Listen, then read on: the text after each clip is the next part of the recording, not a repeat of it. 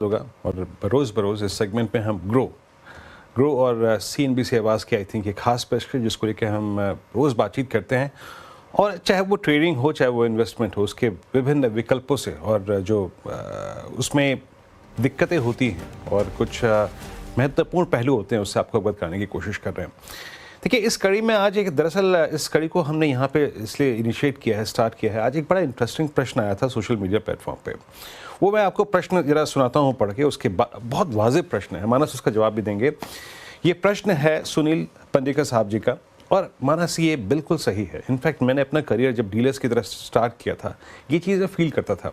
प्रश्न सुनिए, मैंने नोटिस किया है कि अक्सर एक्सटेंडेड मूव्स का पीछा करने में मैं फंस जाता हूँ, स्पेशली जब कोई न्यूज़ फ्लो होता है, कोई बड़ी खबर आती है।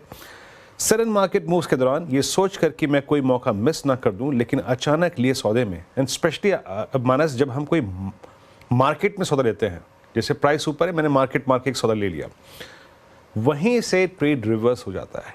ऐसी टेंडेंसी से बचने के लिए क्या करें? मानस, ये बात आपने नोटिस की है? मार्केट में एक बार सौदा मार के ले लो, उसके बाद टॉप बन जाता है। हाँ, बिल्कुल सही आपने कहा। तो देखिए इसका एक बहुत ही बढ़िया सॉल्यूशन है। सॉल्यूशन ये है कि आपको मार्केट के पहले और मार्केट के बाद अपना रिसर्च स्ट्रांग रखना चाहिए।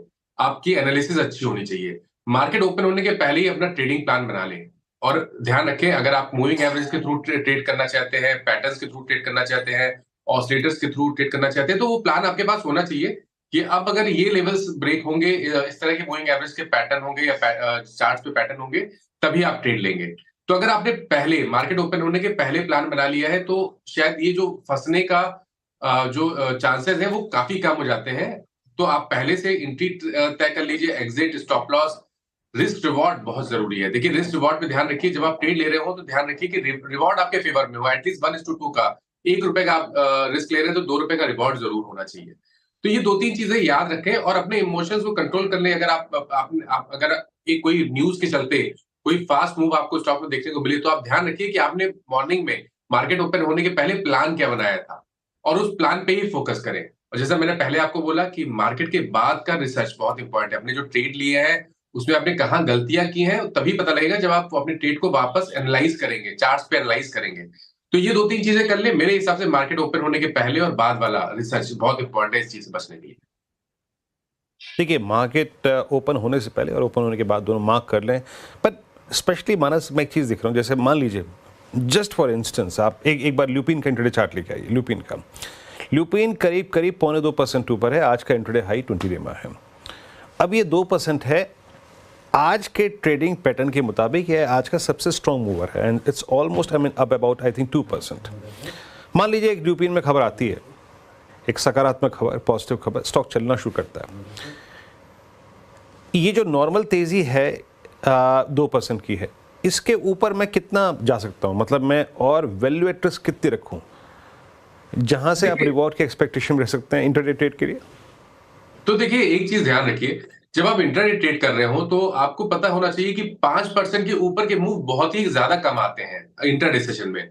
तो जब 5% या 4% के आसपास अगर आपके ऑलरेडी मूव स्टॉक में आ गया हो, तो मेरे ख्याल से इंट्राडे के हिसाब से ट्रेड नहीं लेना चाहिए। अगर न्यूज आई है और आपको पैटर्न पॉजिटिव लग रहा है, तो आप पोजिशनल ट्रेड ले लें। वहां पर आपके जो स्टॉप लॉसेस को ध्यान रखें और फिर आप टारगेट उस हिसाब से सेट कर सकते हैं। क्योंकि देखिए इंट्राडे में अगर 4% का मूव आ गया है, तो उसके ऊपर 1% और शायद 5% हो जाएगा, उसके ऊपर शायद 5.5% का रिटर्न मिलेगा। लेकिन 5% के ऊपर के मूव कम मिलते हैं मार्केट में, तो वहां आपको प्रोबेबिलिटी फेल होने की ज्यादा हो जाती है।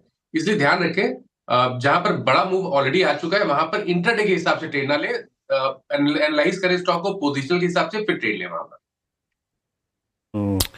याद रखिएगा इंट्राडे ट्रेड स्पेशली जब कोई न्यूज़ फ्लो आए उसके बाद मतलब 5% से ऊपर की कल्पना ना करके चलिए। और थोड़ा सा हमने इसको थोड़ा डे ट्रेड के पर्सपेक्टिव से और न्यूज़ फ्लो के जो ट्रेड्स होते हैं उसके पर्सपेक्टिव से डिस्कस किया। उम्मीद है आपको ये पेशकश ग्रो की और CNBC आवाज़ की पसंद आई होगी।